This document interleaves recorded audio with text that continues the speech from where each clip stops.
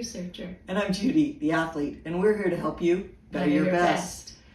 I watch a lot of sports. I really enjoy thinking about how sports are similar and different and that sort of thing with the work we do. And one of the things that I see is there's this critical point before release of the action, whatever that would be, whether I'm an archer, a golfer, a gun shooter, baseball hitter, pitcher, whatever. And what I've started to notice is there seems to be this point where everything just gets stagnant and sort of stops. And you're waiting for this motion to happen and this release to happen, and they're stuck. And when I think about an archer, they get to full draw. They're sitting there, and sometimes I ask them, are you posing for a picture? What's happening here? That's right. Nothing's happening. That's right.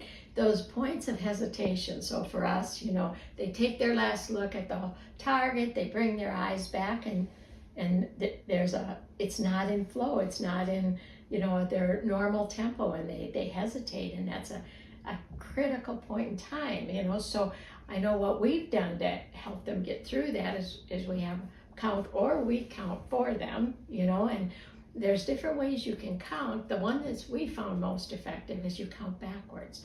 So we don't want really more than 4 seconds for the most part, because you can only hold your current level of activation for that long, according to the old research. And so we do 3, 2, 1, go. And if you count backwards, there's nothing left, rather than forward. And it's much easier for them to start the motion or release or whatever. Yeah, I agree. In the release, from the point I find them anchor, I will count in my head if I'm just watching or if I'm working with them, right? 3, 2, 1, except a little slower.